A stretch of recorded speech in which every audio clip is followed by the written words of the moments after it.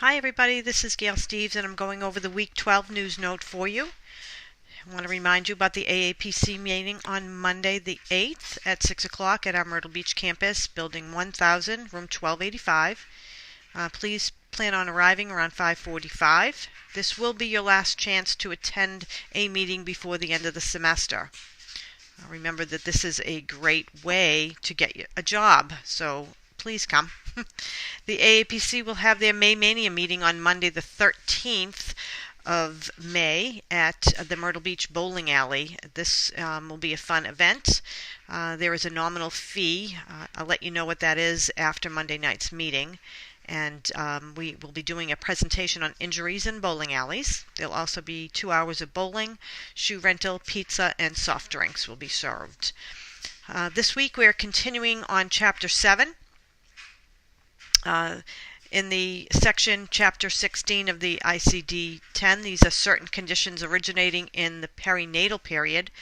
The perinatal period is defined as before birth through the 28th day following birth.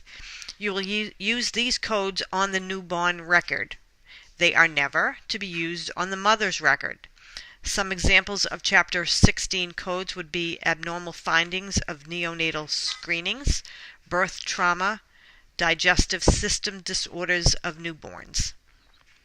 Chapter 17 is congenital malformations, deformations, and chromosomal abnormalities. These are the Q codes in the ICD-10. They are defined as congenital abnormalities and conditions that originate in the perinatal period. The perinatal period is only on the baby. Postpartum refers to the mother. The codes from Chapter 17 can be assigned beyond the time frame of the perinatal period and as long as the condition originated in the perinatal period. Some examples of congenital malformations of the nervous system are cleft palates and chromosomal abnormalities. Chapter 18 is your signs and symptoms and abnormal clinical and laboratory findings. You will use this chapter when no more specific diagnoses can be determined. A patient fails to return to a doctor's office and you only have a provisional diagnosis, then you will use those signs and symptoms. As we know that signs and symptoms that exist at the initial encounter and prove to be transient or they cannot be determined. Some examples of our signs and symptoms are involved the circulatory system, general symptoms and signs, and abnormal findings on exams of blood work without any diagnosis for that. Ill-defined and unknown causes of mortality. So we always are taught that you will use signs and symptoms until we have a definitive diagnosis. So this is the chapter that you will find your signs and symptoms in. Also, I just want to remind you, I know I put a discussion note up about this, but about the ICD-9 codes.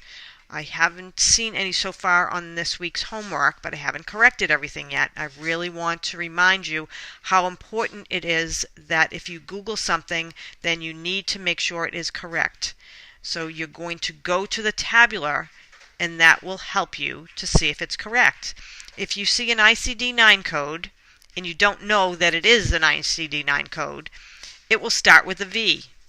You will confirm in the tabular and you will see that that ICD-9 code does not exist in ICD-10.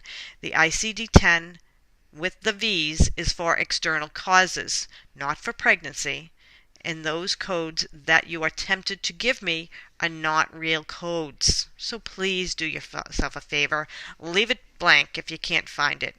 And you know I really do hate giving out zeros. So office hours are Tuesdays 5 to 6. I will be on campus Monday because we have a meeting. I'll be there around 4 o'clock. So if you want to stop by and see me, I'll be in the adjunct room 1282A. And if you need to get in touch with me, you guys know how to do that. So you guys have a great day.